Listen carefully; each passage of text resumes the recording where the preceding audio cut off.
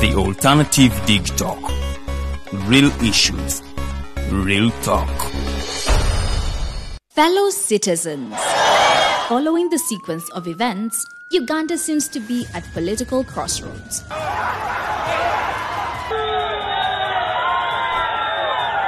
I'm not a servant of anybody. Madam, I know the law. As such, Alternative Digital brings you the Interface Show with retired Colonel Dr. Kiza Besuje. Let's keep on the same page on Alternative Digital, As he gives you the alternatives on the transition question, rule of law, human rights and freedom, youth inclusion in governance, economic stagnation, as he confirms. I'll be always here Saturday from 10 a.m. in the morning. Be there. Don't miss the live discussion on the Alternative Uganda, Digital TV Facebook pages, and the Alternative Uganda YouTube channel.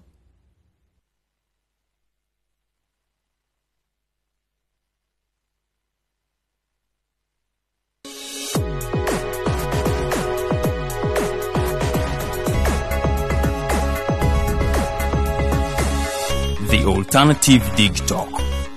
Real issues, real talk.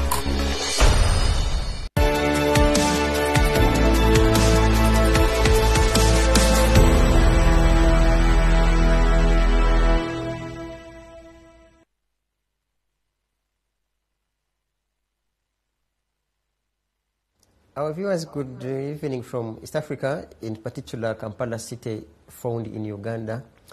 My name is Norman Tumuhimbise. As always, every Wednesday we get you hooked onto the Afro-Caribbean link. And I repeat, I am with my colleague, my co-host, who should say hello to our viewers, and then we shall tell the viewers why we are here. Okay, thank you very much, Mr. Norman. Ladies and gentlemen, good morning, good afternoon, good evening, depending on where you're joining us from. My name is Roger Stiawe, and it is a great privilege yet again to be here with you today. Today we're going to be in a discussion with a gentleman who has been here before. It's not his first time. And obviously we're going to be talking about issues that are so close to all of us, whether you're Caribbean or African or just generally as a global citizen. I think this discussion is important. So it's good to be here. Thank you, Rogers. Mr. Rickford, our viewers are anxiously waiting for you. You should say hello to our viewers, and then we tell them why we are here. But in particular, you know, you were the one who broke our news in Uganda here. I mean, when you shared that Mr. Trump, the former US president, had been arrested. And when I posted it, people were like, what is your source? Yes, Mr. Rickford, say hello to our viewers. Good morning to you. Well, good evening to you. It's now evening in Kampala, Uganda. It's midday here, so good evening to your listeners in Africa, and good afternoon to the listeners in North America here and in the Caribbean and Guyana. Thank you for having me. Yeah, sure. Thanks a lot. Maybe a quick one. What did you pick from the arrest of the former president of US? Can that even happen in the Caribbean countries, in particular Guyana? Because with how you people and other opposition people say President Adi has really suffocated people with the rights, in the event that things have changed that side, do you see that happen? I mean, do you find such institutions in Guyana as strong as the American institutions that have now had Trump rather be charged with all the criminal charges? Well, absolutely not. The rule of law doesn't apply in Guyana. Whenever the PP is in government, they do not obey the rule of law. Nobody in the government will ever get arrested. The police is completely beholden to the ruling party, not even the government. The police in Guyana is completely beholden to the ruling party, and the police is corrupt as the government, and they don't hold members of the government, of this particular government, accountable. With regard to President Trump, I would caution everyone that under the American justice system, everybody that is charged or accused is presumed innocent until found guilty by a jury of their peers in a court of law. And so President Trump, even though he has been arrested and charged with 30 felonies, he's presumed innocent. It's up to the prosecutor to prove those charges and present evidence and facts before a jury and the judge in a court of law. In a court of public opinion, that's different. He's a politician. He should be held accountable for any wrongdoing. And his arrest demonstrates that no one is above the law. As the famed New York Attorney General said, whether you're in the White House or the State House or a house on Main Street in America, you're accountable to the rule of law. Because why am I and others are kind of interested in the Trump's arrest, for example, is because we understand that you double as a Guyanese citizen, but also an American citizen. The reason for which we are particular onto this is to find out from you on whether you think Caribbean countries can have strong institutions that can even question and or arrest if they are former presidents. And then thereafter we can also proceed to our topical discussion. Well, every country should have a rule of law. And, so long as somebody violates the law, they should go through a process of, there's an accusatory process where the police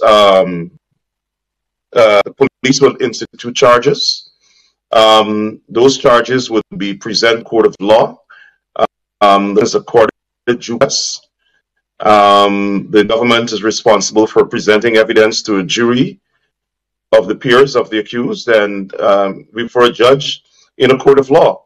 And so long as that process is fair and there is natural justice, ensure that people's rights aren't violated. Once the jury reaches a decision, everybody should respect it. Of course, within the judicial process, there's a appeal and his right to appeal. But I think in every country, there should be a rule of law. There should be a process where people who are accused of violating the law should be charged and prosecuted in a fair process. And when I say people who are accused of doing, we're not talking about charges or fabricated charges or police charges. We talk about breaches of the law. Somebody commits acts of corruption, public corruption. Somebody,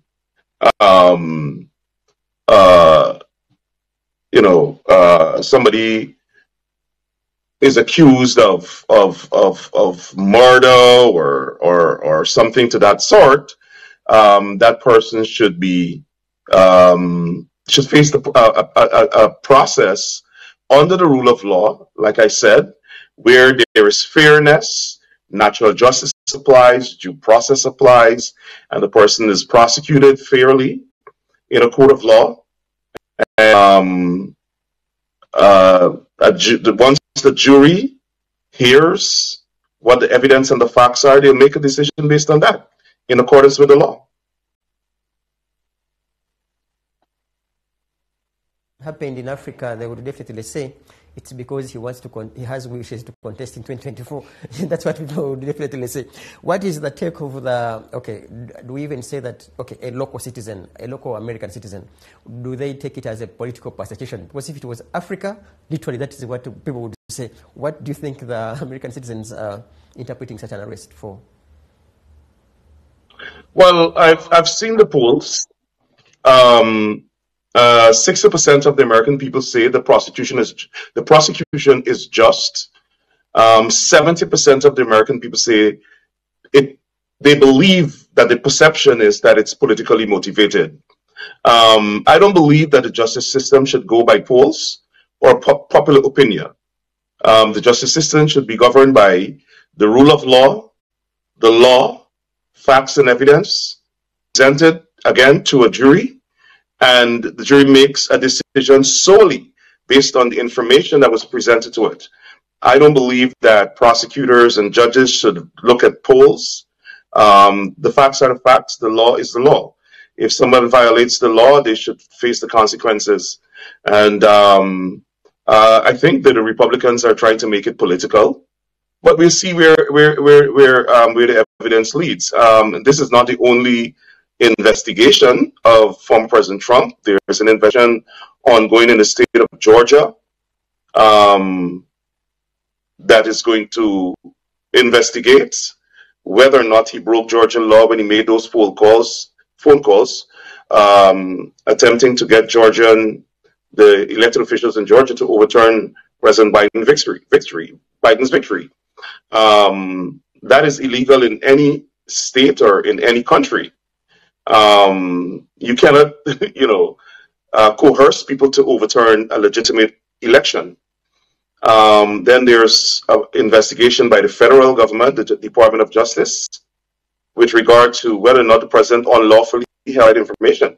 Any American that either takes or possesses or shares classified will be prosecuted. And under the American justice system, no one is above the law. I'm noticing that in some states, including Georgia, Republicans are passing laws that empower them to overturn decisions of prosecutors. I think that's a dangerous development. It's a slide towards autocracy. And we're seeing one side of the political spectrum in this country assume an autocratic dictatorial posture in light of being defeated at the polls. So it seems as though one side of the political spectrum in America believes that if you're defeated by popular vote, you have to resort to undemocratic, autocratic means, which is getting onto yourself the power to overrule the people. We'll see how far that goes, but that seems more in keeping with dictatorship rather than democracy, of which the United States is the beacon of these democratic principles of the world. President Trump really portrays a picture of a typical African, for lack of another word, because, historically he's the first former U.S. president to be arrested, but also he's the first one on record for having wanted to, to just remain in power, even when he had lost to President Biden. But that aside, let's go back to our topical discussion. In particular, there is this issue of the U.S., because literally there's no way you can get U.S. away from the Caribbean politics. And as far as I understand, and from your posts and so many other communications, some time ago, the U.S. Embassy issued... Last 2 weeks, actually. 2 weeks ago, U.S. Embassy issued a security alert. Could you please share with us what could have caused such an alert by the U.S. Embassy in Guyana? And then maybe our viewers could hear from you, from the horse's mouth. I'm not aware of the circumstances under which the security alert was issued. I know the U.S. has an ongoing advisory on Guyana where they're asking U.S. citizens to avoid traveling to Guyana because of high crime. Murders, kidnappings, armed robberies, attacks on foreigners are all on the increase in Guyana. And the Guyana police force doesn't have the ability, apparently, to prevent and solve crime. And I believe that's because the Guyana police force is consumed, based on a mandate of the government, with expending human and other resources, monitoring opposition activists, monitoring critics. So when they divert that kind of resources to monitor opposition and to enforce a police state, crime is going to go up. On the other hand, the United States also issued an annual human rights report on Guyana last week. And the report was an indictment on the government and the police force. The report said that the Guyana force is corrupt and they do not have the ability to solve. We have a situation currently on the border where the border is porous. Allegedly, Venezuelan National Guards, military, in addition to Venezuelan syndicates who are gangs, they're on the Guyana side of conducting checkpoints of Guyanese citizens traveling about their daily activities, and the government doesn't seem to have the ability to control the border. We believe that among the people traveling across the porous, unmanaged borders are Venezuelan security. Venezuelan security and intelligence operatives are probably all over Essequibo. We don't know because the borders are so porous and the resources that should be on the border are not on the border. Why? Because the government has the Guyana Defense Force on the coastline monitoring, along with the police, opposition activists and monitoring people who want to protest and monitoring social media and monitoring people's speech, even Guyanese like myself who don't live abroad. So we have a situation where the government believes that their security assets should be more directed towards monitoring opposition rather protecting the country.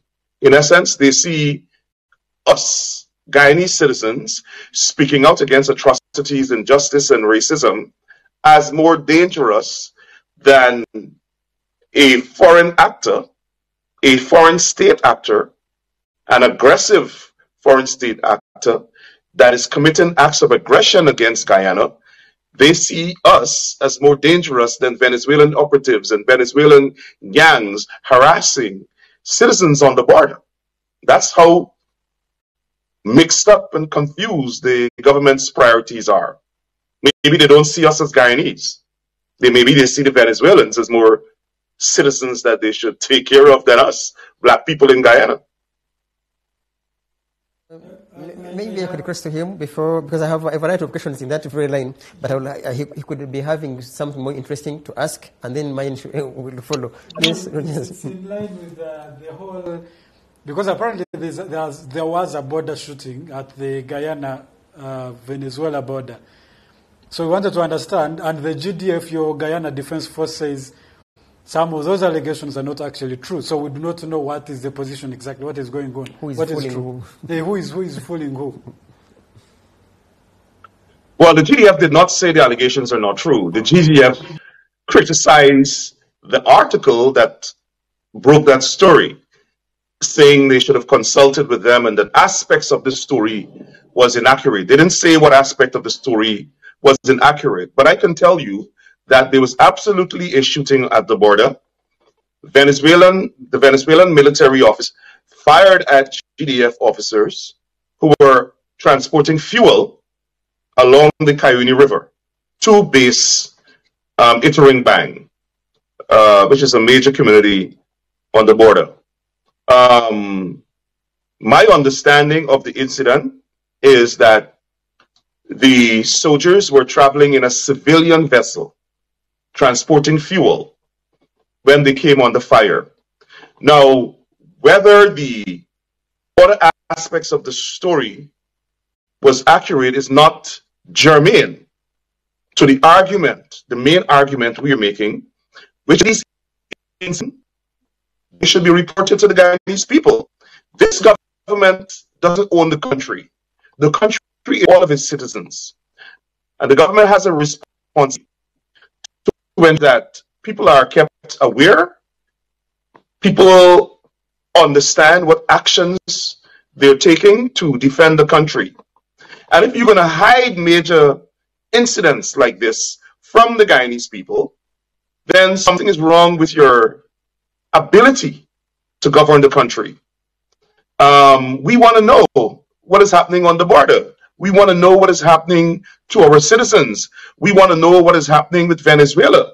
We want to know when Venezuela commit acts of aggression, because of the fact that Venezuela has been making claims to our territory, unfounded claims to our territory. And currently, I think within a day or two, the International Court of Justice will be making a ruling in a case brought by Guyana. So the fact that the government did not disclose this shooting to the Guyanese people this act of aggression to the Guyanese people smacks of appeasement, smacks of an inability to govern, an inability to understand your responsibility of a government. And if you read the article, the story, it said that, and I have no independent way of verifying this article, the main thrust of the article turned out to be fact. It complained from the GDF officers who felt that their sacrifice and their service on the border is not respected by the government. And that article said that the government to see persons in the government to send their children and their relatives to the border and have them fired upon and see how they will respond. So obviously there seemed to be some truth to that the officers were dissatisfied with how the matter was handled and the fact that it was not disclosed to the public. My understanding from a subsequent article where in the Kaichur that said the chief of staff confirmed to the Kaichur News that the shooting did take place. And then Kaichur News, through other sources, added to that confirmation that there was action taken by the Guyana government that made representations to the Venezuelans, and that the Venezuelans had a meeting with Guyanese military officials, and they took action, allegedly took actions themselves to remove the officers from the Venezuelan side of the border that were allegedly involved in this shooting. That's what Kaichur News reported. Of course, I have my own information, and I'm not going to disclose that because it could compromise my sources, but I'm going what is publicly known. But I can tell you that there was the shooting. And as Kaichur News reported, action was taken. But the fact that that was not disclosed to the Guyanese people, I think is atrocious and a dereliction of duty by the government. Mr. Burke, just a little more. From that news bulletin, it also showed that there was a complaint that was written by the citizens, the residents of that area entering Bang, that was given to the government, that was being addressed to the government. And the complaint also says that this issue has been ongoing for about 6 years now. Now, if we do some backtracking, 6 years even goes to the previous government. Why has the government, both of them, the previous and this one, taken this long to solve an issue that has been ongoing for that long? Well, thanks for that question. It's a very important question. And you seem to be well informed about the situation in Guyana. I can't answer for the previous government. I was not a part of that government, and that government should also be held accountable. That's the case. But there's a current government. The situation is current, and this current government must take actions to protect and defend and secure Guyanese, the safety of Guyanese citizens. And it is unacceptable, completely unacceptable, a dereliction of duty, competence to the highest level, for citizens to be complaining that they are being harassed, robbed by Venezuelan military and Venezuelan criminal gangs on the Guyana side of the border.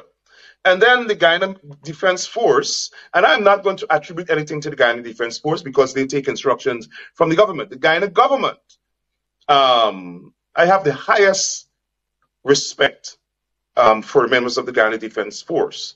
But the government is where the failure is. The government issued a statement saying that the GDF of the Guyana Defense Force dominates the border, which is absolute nonsense. How can you dominate the border? And citizens and miners and business owners in border communities are saying these people are harassing them. They have to pay a fine, basically a toll, to Venezuelans to traverse on their own land, in their own country. It is unacceptable. We need a commission of inquiry to find out basically what is going on at the border. And I believe, and I was advised, that the government is hiding these incidents from the people because they don't want to inflame the situation or exacerbate the situation with Venezuela at the border. That is nonsense. That is surrendering to Venezuela. That is surrendering to Venezuela. We need security and if the government cannot perform that security, they must go. The people must remove them from government. They must be voted out. You can't, and you know, it's perilous when it comes to Venezuela, when it comes to this government in terms of the activities on the border. The last government, the last PP government under Barjagdeo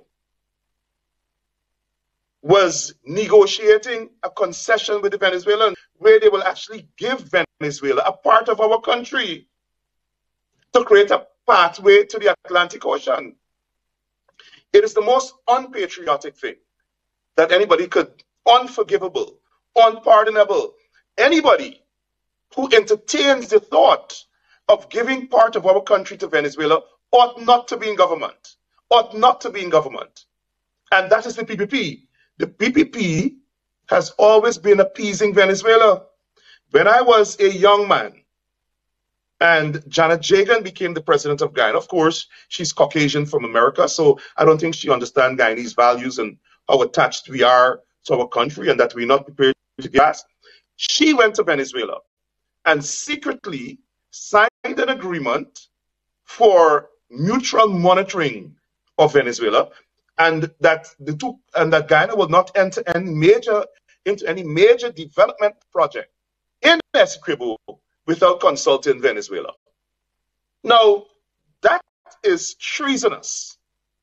That is treasonous. So the PPP has always been willing to negotiate away Guyana with Essequibo for whatever motivation, I don't know. So you had Mrs. Jagan giving concessions to Venezuela over Essequibo.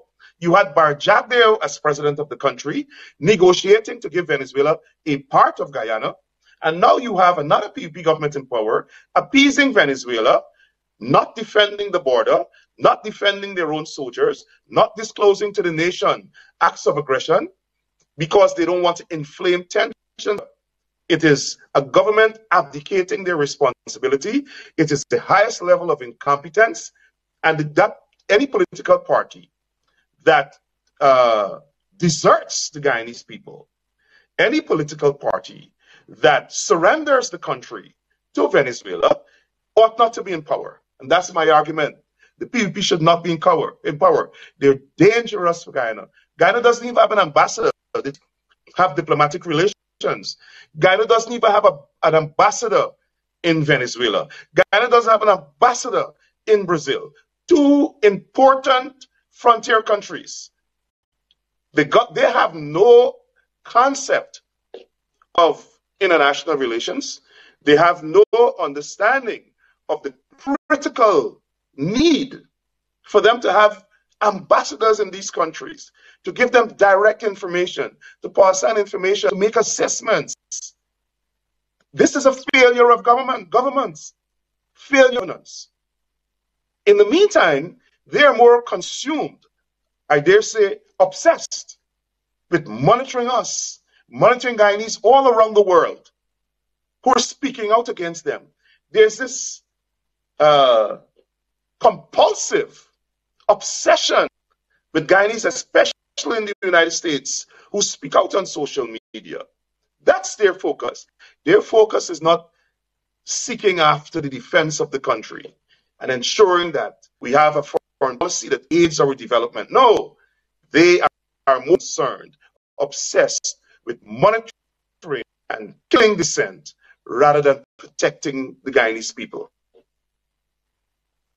In that regard, Mr. Rickford, first of all, you have mentioned the fact that Guyana does not have an ambassador in this closest neighbor, Venezuela, for example. Neither do they even have any ambassador in Brazil. Is it the same way as it was before the PPP's government, or this has just happened of late that the PPP did not consider it important to have ambassadors in such countries? No, it happens when the PPP came to power. They removed it from those countries.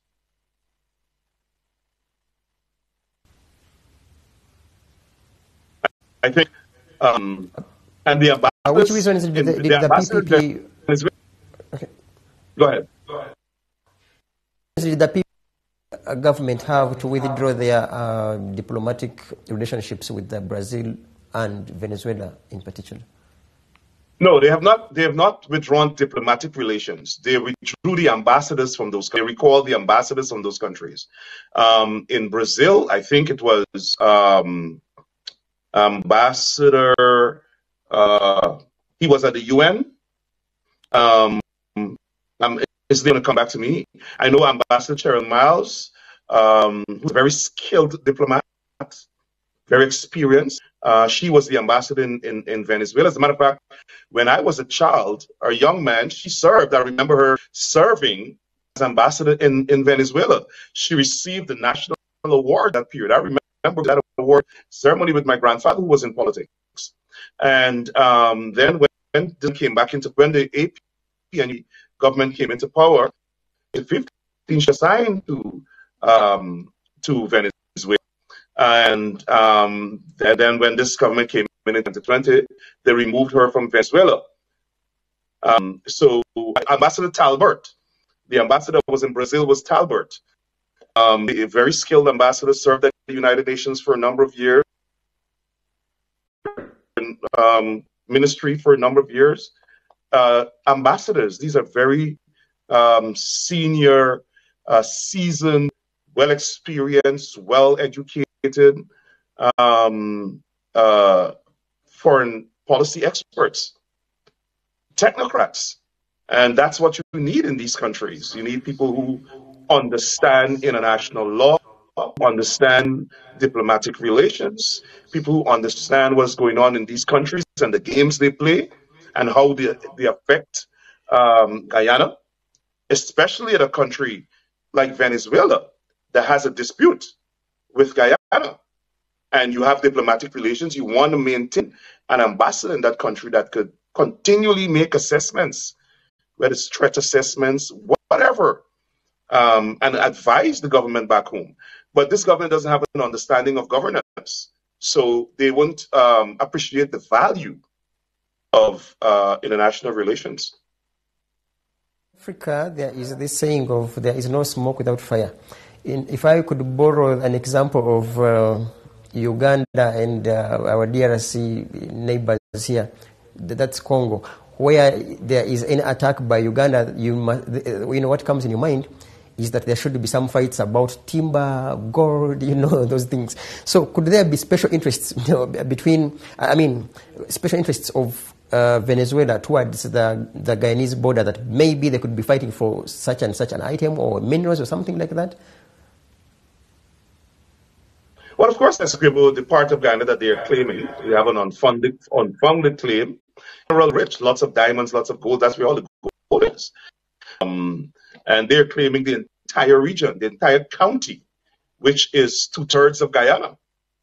All over forest land, the Amazon, the mountains, the Kaitro Falls, they're claiming everything. That's Guyana. And of course, it's a wild claim. But, the government's responsibility is to manage our foreign relations in such a way that preserves our territorial integrity, number one. The government's responsibility is to keep the Guyanese people safe. Third, keep our borders safe and defend our borders. And they're failing in every regard. I am clearly perturbed about the fact that Guyanese have to complain and beg the government to come and keep them safe on the border. It's very worrisome that criminal gangs from another country and allegedly military officers as well, based on the letter, operate in our country with impunity. Terrorists from the Middle East or wherever can easily enter Guyana on the border and travel on to different destinations, whether it's Africa, whether it's the United States, because we have a porous, unmanaged border. Insecure because of some failure of the government. And they like to issue all of these statements that mean nothing. They say there's dominance on the border. Well, if you're dominating the border, how Guyanese citizens are not, how you have Venezuelans robbing Guyanese citizens, taking away their goods, taking away their oil, charging basically a toll to move from one community to the next. In Guyana, foreign actors are charging our citizens exorbitant amounts of money to move from community to community in Guyana. And the government is comfortably sitting in Georgetown talking about they have everything under control. Just like one Guyana, this is one Guyana, but then they're pursuing an East Indian state. So my argument is that this government is incompetent. They have failed the Guyanese people. And with regard to the most egregious failure, which is failing to protect the people of Guyana on the border, I think that's a disqualifying failure, and they shouldn't be in government. Okay, you have a variety of comments and or questions that I will ask my colleague, my co-host, to read them forward so that you can respond in these remaining minutes. They are quite many, to be honest. I do not even know whether we shall even manage to have 50% of them. Rogers, may you please share with Mr. Rickford some of the comments, and then he will respond to some of them. Yeah, I'm going to be picking a few. I'm not definitely going to read all of them. There are many. Mm-hmm. There are very many. A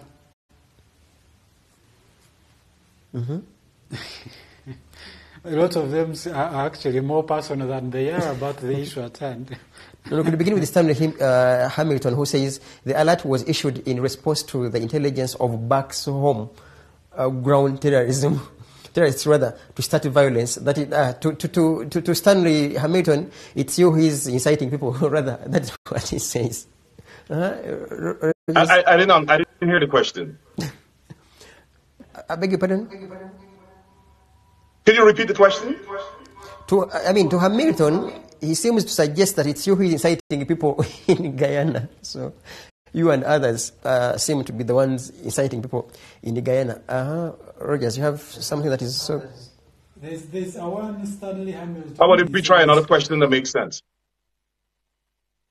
Hamilton who says, can you ask Burke why he called for ministers to be run off the roads in Guyana and for people to attack the police force and pulling off their wheels?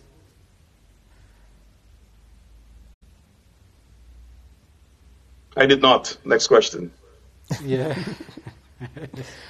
A lot of them are really personal. Propaganda nonsense from the government. The government of Guyana seem to pay a lot of attention to you guys. I wonder why. I think it's also about the border issue.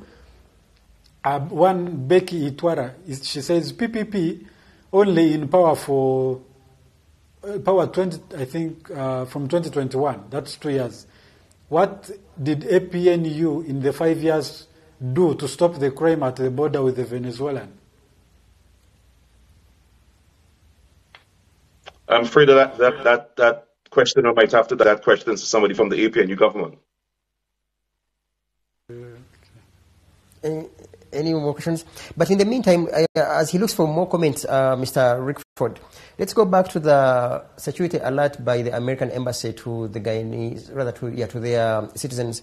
And I wanted to hear from you on whether or not such an alert may come with consequences in regards to political and socio-economic aspects in Guyana.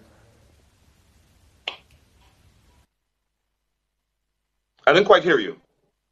Oh dear, I was saying, in regards to the security alert by the U.S. Embassy, do you think it could bring about economic and political consequences in Guyana? For example, if there are investors or any businesses, do you think such businesses could be affected by such an alert?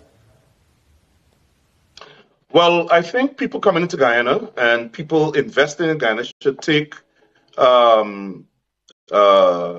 seriously the alert. And they should also carefully and meticulously assess the political situation in Guyana. If I were to give an investor advice now, I would not let them invest in a country that is undemocratic. I realize that there's a need to develop Guyana. Guyana needs to be developed. We need economic expansion. We need economic development. We need social transformation, we need cultural enhancement. We now can do those things because of oil.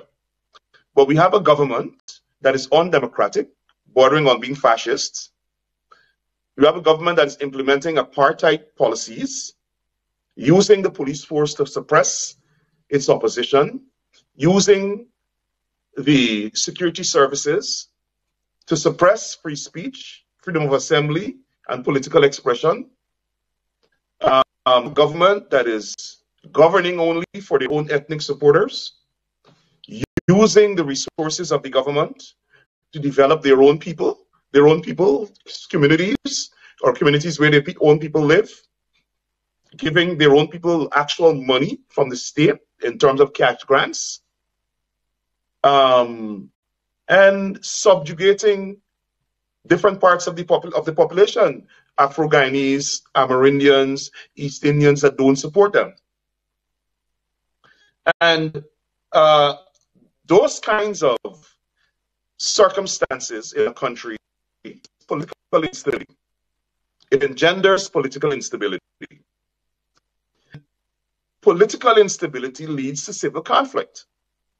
And so I think it is incumbent on investors with big influence, like Exxon, like the other oil companies, to pressure the government to live up to the principles of democracy and inclusion and to pursue inclusive governance.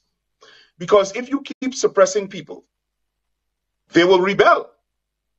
If you keep using the money, the wealth, the resources of the country only for one ethnic group, that's going to lead to instability and conflict. If you are actively denying opportunity to Afro-Guyanese, for instance, economic opportunity, contracts, black contractors can't get contracts from the government, and the government boldly is pursuing this agenda. Up to last Saturday, the government issued contracts, rewarded contracts, to the tune of $1.2 billion to all East Indians. Some of these people are not even real contractors. They're supporters. So they're giving them these contracts, and then they go out and hire real contractors. So when you have conditions that are so oppressive, where you're marginalizing people, you're subjugating aspects of the population, you will have civil conflict. And I don't think investors want to invest in a society, in a country where there's civil conflict. And I'm wondering why it is not in the interest of Exxon and other companies investing in Guyana's oil sector to not help prod this government to move towards inclusion. I'm wondering why. And I'm wondering what if it's a cultural sensitivity issue where the people who are oppressed are black people. The people who are oppressed are black people. And based on the lack of interest from the ABC countries, from the investors, it tells me that culturally, it seems that they have no problem with the state of oppression of black people in Guyana. And if that's not the case, then we need to see Exxon and the ABC countries stepping up their pressure on this government to ensure equal rights and justice for black people, to ensure equitable governance, and to ensure inclusive governance. Because it is only when we achieve those things that we can have a holistic and inclusive growth for the country. That's the only way we'll be able to move the country forward in terms of development. So it is incumbent on investors and the diplomatic community, the international community, to ensure we move towards a more inclusive government, genuine democracy, and adherence to the rule of law. Something that is so burning here before my co-host comes in. A month or so ago, you and others were rather demonstrating that the U.S. ambassador in Guyana be withdrawn. which definitely was taken for granted. Days later, or thereabout, the same embassy this time around now issues a security threat. Isn't that even a contradiction as in itself? Because literally, it's like they concur with you because you had raised issues of racial discrimination, violence, and the rest. They rather offered a deaf ear. Now they are the very people, issuing security alert. What do you have to comment about that? And then definitely my co-host will come on board. I don't think the two situations are the same. The U.S. issued the alert based on conditions on the ground in Guyana and their intelligence. This is not something new. They've done it before. They've issued advisories in countries throughout the world. Our particular issue with this ambassador is under the APNU government, she said that her only interest was adherence to the rule of law and the democratic ethos. Mm-hmm. We seem to lose you. Period when we had that impasse after the no confidence motion. So for 2 years, she criticized the government. She even signed a misleading statement issued by the other ABCE ambassadors, which is American, British, Canadian, and European Union ambassadors, that said the government under President Granger violated the Constitution. The courts ruled that was not true. Throughout the elections process, that dispute with elections, she was very actively involved in trying to push the Granger government out. The American government announced sanctions on members of the Granger government even before the election results were declared. And all of the actions of the government pushed the courts of the U.S. government and the U.S. ambassador, pushed the courts to declare the results in favor of the PPP. And if you read the results by the chief elections officer, it said the results declared do not reflect the will of the people. Now that's disputed. We would never know because the PPP fought hard for that elections petitions, for the elections petitions challenging the results of that election, the 2020 election. They fought for the court to throw them out, and the court threw them out. In addition to that, this ambassador has, in an unusual way, ingratiated herself with the members of the PPP, going to their christenings and going to their homes and so on, and going to the home of somebody who is barred from entering the United States under suspicion of involvement in terrorism. Somebody who the United States FBI and the CBP, Customs and Border Patrol, and the Justice Department accused of being involved in money laundering, being involved in drug trafficking, gold smuggling, arms smuggling, and funding Hezbollah, which is an international terrorist group out of Lebanon. And the ambassador flew around Guyana with this individual, went to his home during the election period. That is unacceptable. And that individual also is a financier of the ruling party. So that's our beef with the ambassador. And she demonstrates, to me, political support for the PPP. She travels with the PPP ministers and the president and vice president. She went to oil and gas summit with them as part of the Guyana team in Houston.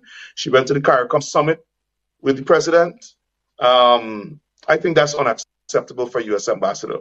I know I can say that I am sure that she's not acting on her own. She's probably getting the approval of the State Department to do these things. And that's why we now believe that there's a disconnect between the State Department and the legislative branch of our government, which is the closest branch of the government to the people. And our Congress members and senators have been speaking out, and we have been making representations to them. There was a new ambassador that was nominated by President Biden for Guyana. I'm not sure all of the circumstances, why up to now she has not taken up post. But my understanding is that These nominations are held up in the Senate by Republicans. We have 2 Democratic senators, it's 51-49. We have 2 Democratic senators that are ill. Senator Fetterman from Pennsylvania and Senator Dianne Feinstein from California. And so that's created a problem in the Senate in terms of but the government should have removed the ambassador. They do it all the time. They could remove the ambassador, send her somewhere else, and have the charge of the affairs run the embassy until a new takes a post. I'm not sure why they've done that. My understanding is that there's some major lobbying have the ambassador on in Guyana. I don't know. We'll seek to get more information. We are very much engaged with our members of Congress in this regard. And our members of Congress, members of the Congressional Black Caucus are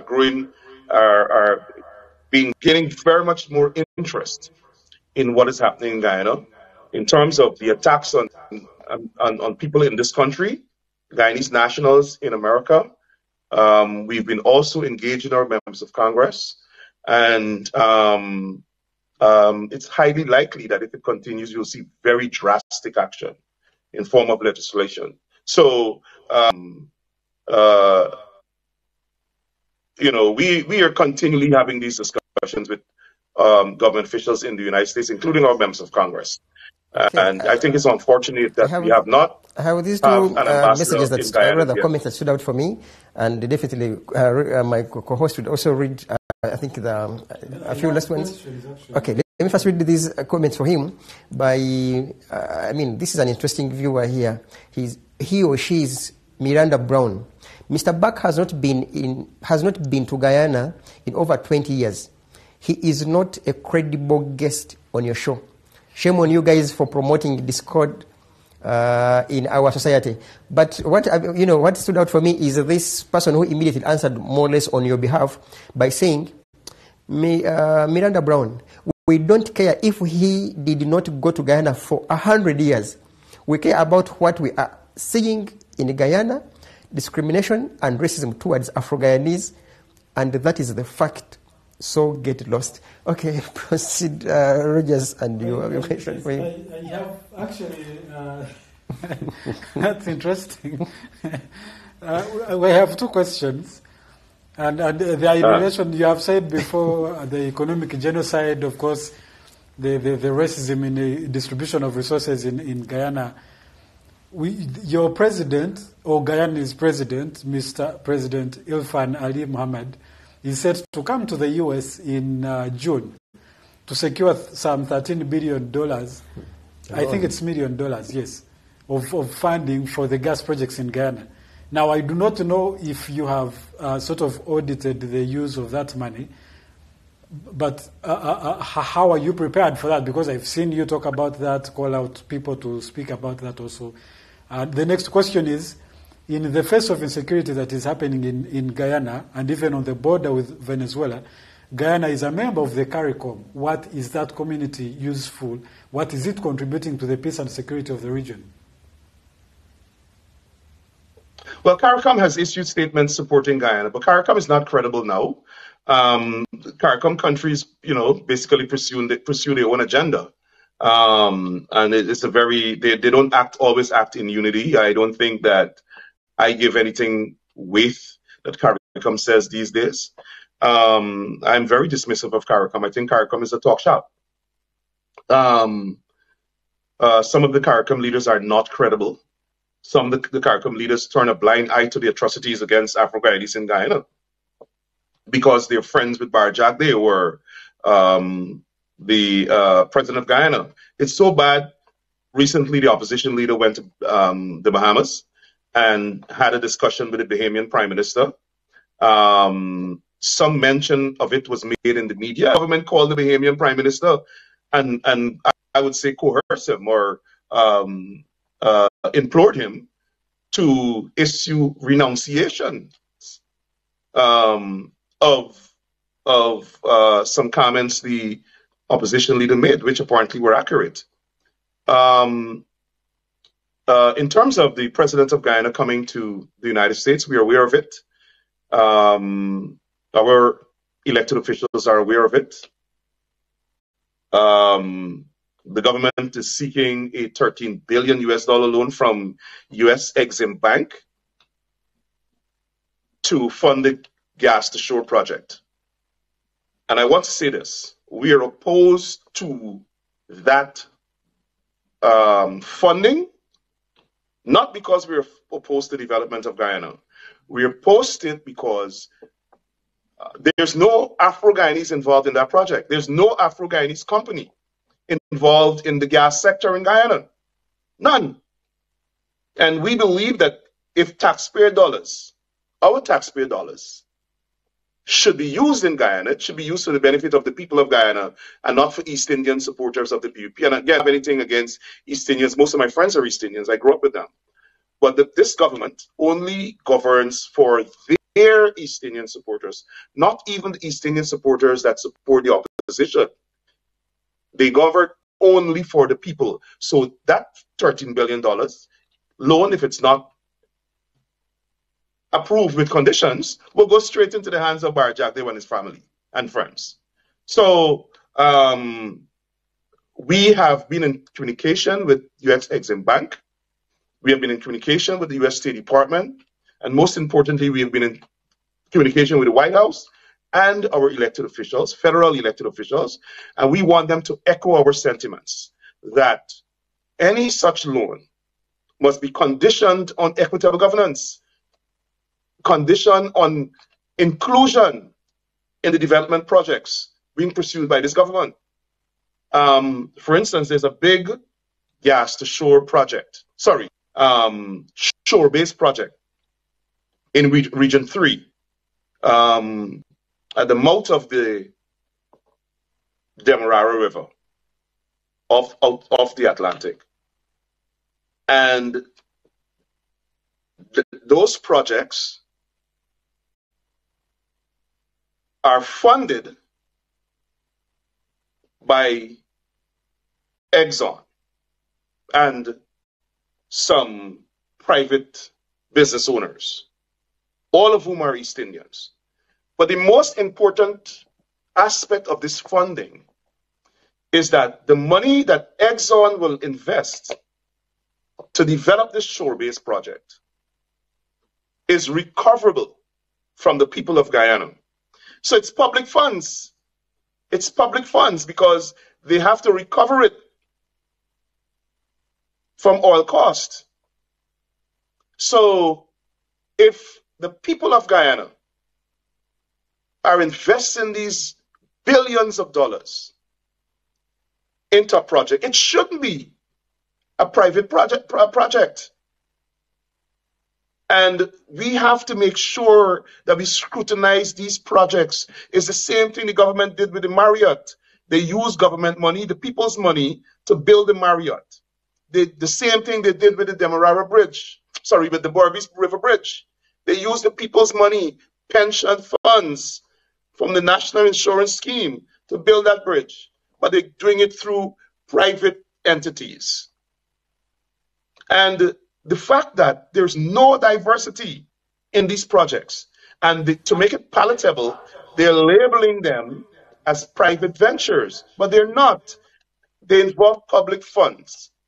And you can't use public funds to fund an ethno project. It's unacceptable.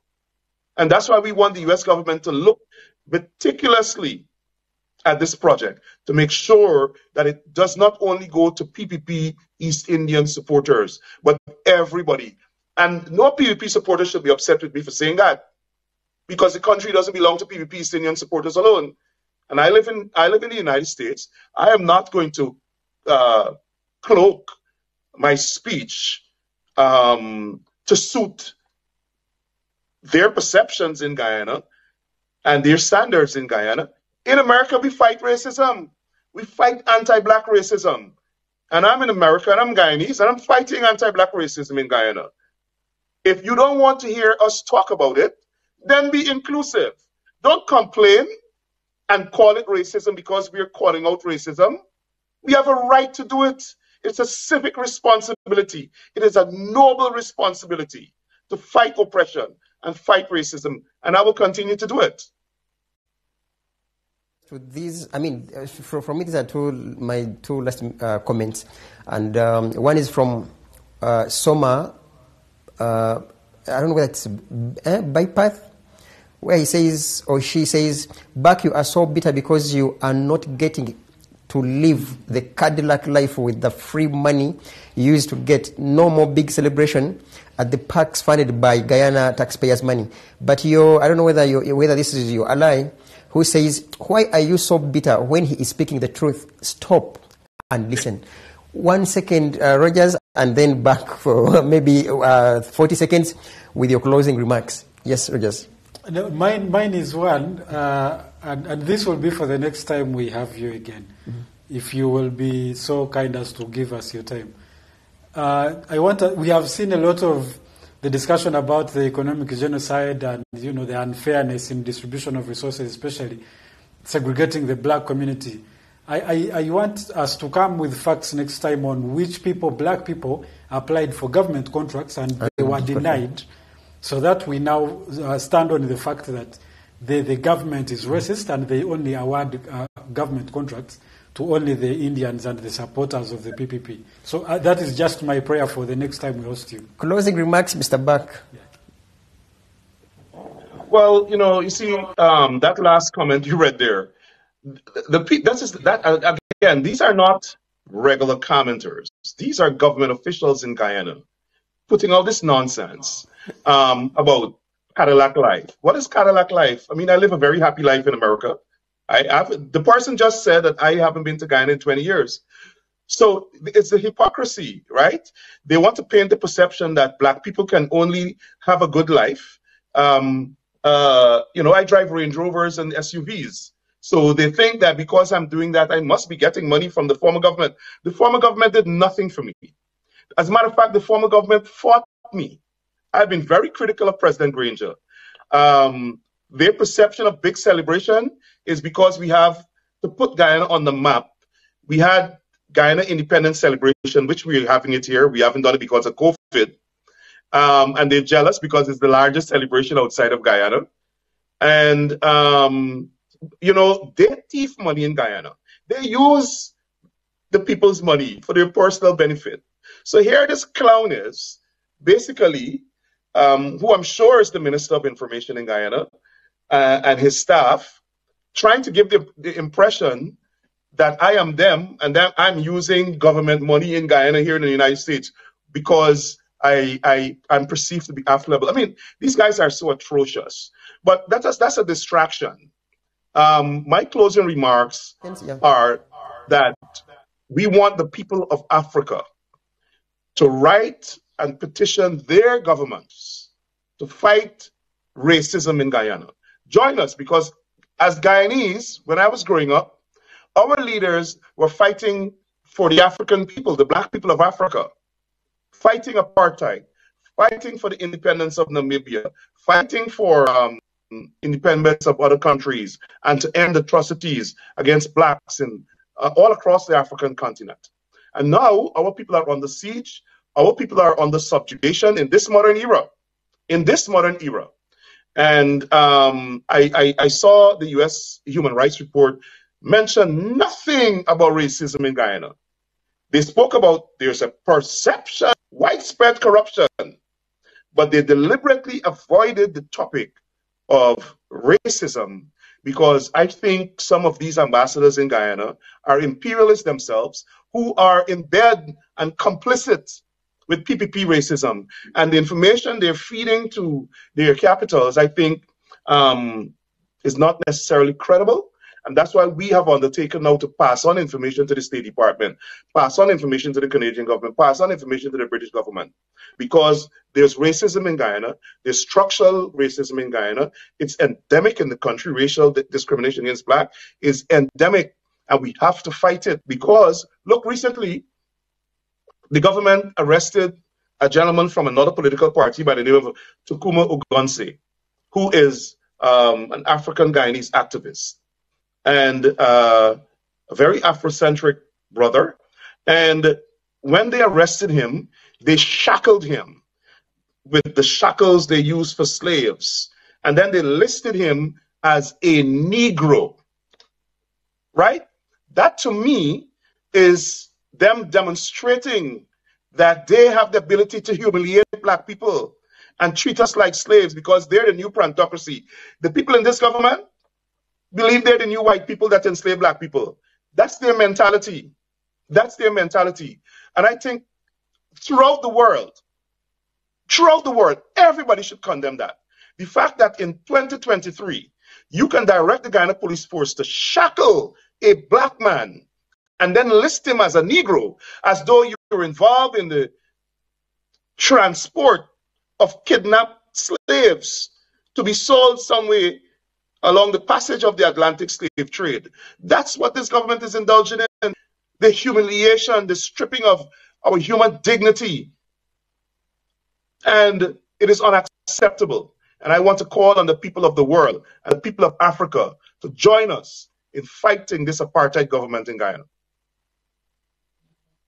We can't add anything until next week from East Africa. We can only say good night and rather also good day in States and also the Caribbean. Let's keep in touch and we continue praying to God that everything goes as we want them to be. May God bless all of us for God and my country.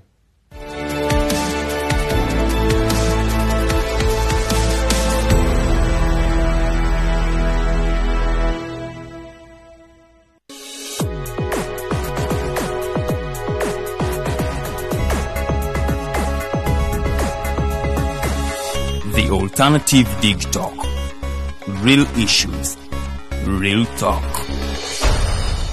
Fellow citizens, following the sequence of events, Uganda seems to be at political crossroads.